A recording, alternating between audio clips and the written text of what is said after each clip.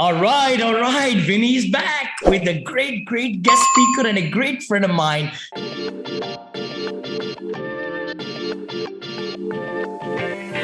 Mario is in the house today, guys. Hey, as you know, I come live to you maybe twice, maybe three times actually each week now. And this is the Syndication Made Easy show, which is the sequel to the book that I wrote, a couple of years back and getting excellent reviews and all. The Positivity Brings Profitability is my second book. My third book, Simple Senior Living Investing, is coming up pretty soon. But we have a great podcast interview for you. And what we're going to discuss today, our guest, Mario, is a business coach. He's so accomplished. He has got also a book with Jack Canfield on Amazon. I hope you check him out. We're going to talk today, guys, about, I asked actually Mario, what would he like to really expand to, get everybody to thinking in a different level? Because that's all about, 2021, 2022 is ours if we get ourselves focused and balanced, all those things. So we're going to talk about, the big goals in life.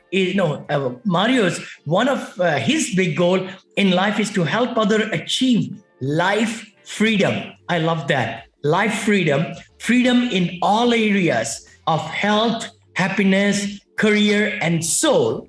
And then the second thing we'll talk about is wealth through real estate, how it has changed his life. So please, keep listening and watching us because you are in for a big treat. One of the most powerful tools on earth, Mario is saying, which I definitely can attest to it, leverage, equity, passive income, and the tax savings. You can't beat them in real estate. And the third thing we're going to talk about today also is gratitude. Gratitude, a life without gratitude is a sad life. Indeed, it really is. We all need constant reminders to slow down. I say that slow down to speed up, and be grateful. We have once the ultimate lottery of life. You're so right. We are not animals. We are not other species, mammals and all. We are humans. So we have very precious life. I agree with you, Mario. We have once ultimate lottery in life. And every day we should be thankful to be alive and blessed. Oh my gosh. You just did the whole show, man, for me. Mario, let me introduce Mario. Mario, how are you, brother? Good, Vinney. How are you, man? Oh my gosh. I get so excited. You inspire me, literally. Right Mario Mazzamuto, guys, just to give you informal, and he's going to tell more about himself, is a black sheep that bootstrapped, both his education and career. He's going to talk about that. He dropped out of high school in the beginning of his ninth grade, and began learning by doing the building trades in a real estate. And then starting his first company at the age of 21, he now runs multiple thriving businesses, including a construction company, a residential real estate appraisal company, and a coaching business. He's also the full-time real estate investor and house flipper, and a best-selling author and speaker. Mario knows the ribs of the house as only a builder can, and has the business acumen to someone who invests with his own money in the property. Mario, welcome, brother. I can't wait to really spend this next 45 minutes maybe with you, but I'll tell the audience. What I've been doing, guys, is we get so deep into our conversations. We are splitting our podcast. So you'll get 20 minutes, 25 minutes, then go to the next part to get the rest of the next podcast. So Mario, welcome, brother. Thanks for having me, Vinney. Always a pleasure to see you, man. Thank you. Tell me more. I know we could dig right into what you wanted to talk about. The big goals in life is to help people achieve life freedom. Let's expand on it.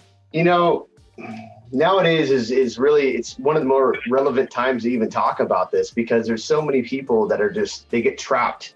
They get trapped in the rat race. They get trapped keeping up with the Joneses. They get trapped seeking happiness through buying things, fancy cars and all these things, but they don't realize that all they're doing is continually trapping themselves, looking for happiness, and the happiness continues to elude them. And if they continue down that road, all it's going to bring them is disappointment and dishappiness. And, and it's why divorce is at an all-time high, why pharmaceutical drug use and recreational drug use is at an all-time high, because people are seeking happiness in so many ways. And that's the reason I talked about gratitude. I learned this years ago. It's not because I'm so smart. It's because I bumped my head against the wall so many times, and I suffered from depression and panic attacks and deep anxiety and, just really kind of a sad life. And I kind of happened upon gratitude. And once I found that, it's like exercise. And if you think about, let's just back in the gratitude. And the reason that's such a big pillar is because it's all about what we're focusing on. So you can start the day with goals, whatever. So people listening to this podcast, they're probably interested in real estate, more than likely, right? So that's their goal. But if they're constantly looking at what everybody else is doing and saying, man, I can't get there, this person's doing this, they get so overwhelmed. And so their focus and attention goes to the left field, which is seeing what everybody else is doing, instead of saying, you know what, I'm thankful to be alive.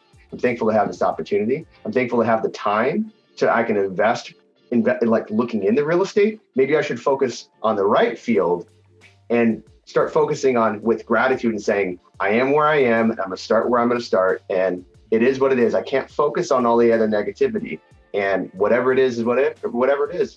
And guess what? If we have running tap water right now where you can turn a faucet on, you have a reason to be grateful. If you are able to breathe, just to open your eyes and see the world or hear the world, we have a reason to be grateful. So it's the simple things that we should be focusing on. Like all the bells and whistles are beautiful, but we have to start. That's our starting point, just being grateful. And then once you start there, it gives you your base, it's your foundation, and then everything else is so much easier. So true, so true. And your friend and our friend, my friend Hal Elrod, right, talks about miracle morning, miracle equation. And that is especially what he emphasizes. And what a change of life. In the morning, we pay gratitude, and help, get our mind right? True North. I talk about Stephen Covey's, book.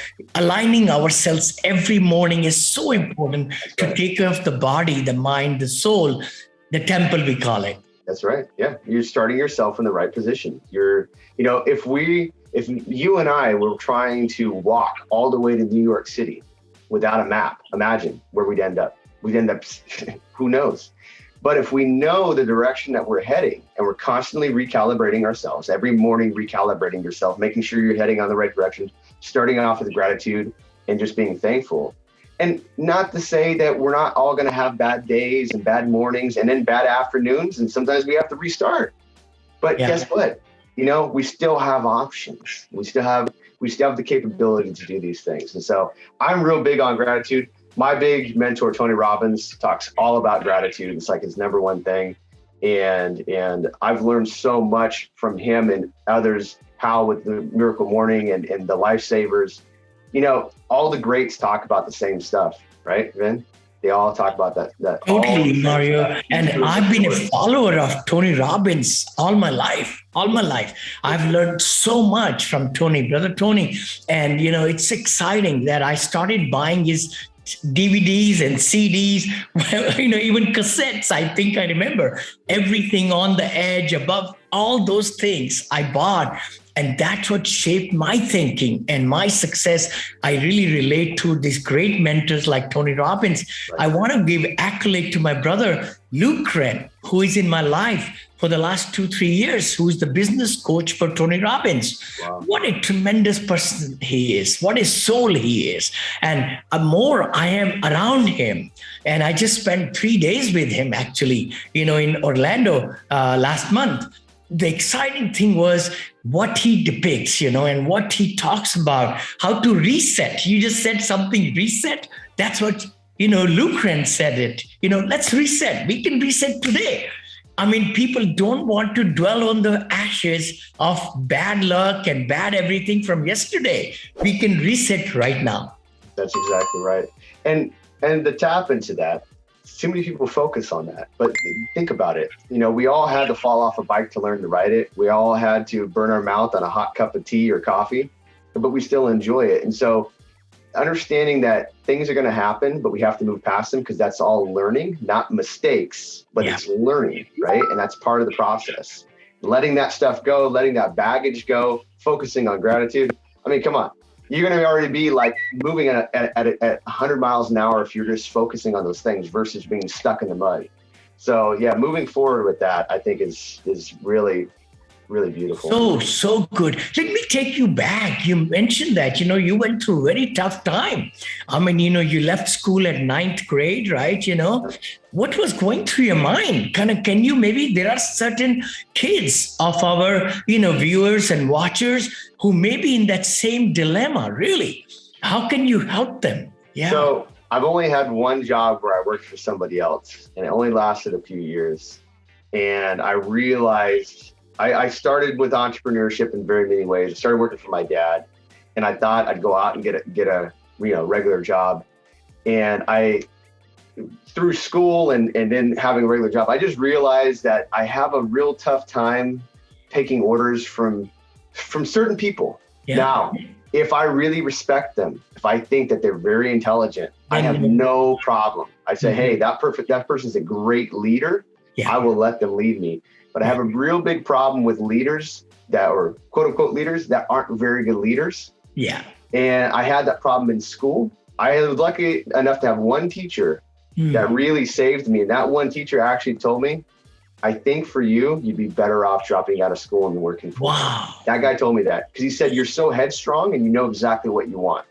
And so, it's just, I kind of beat myself up about it for years. And I had to come to grips with it. The fact that it's just not for everybody. The same exact path is not for everybody. Everybody has a different path.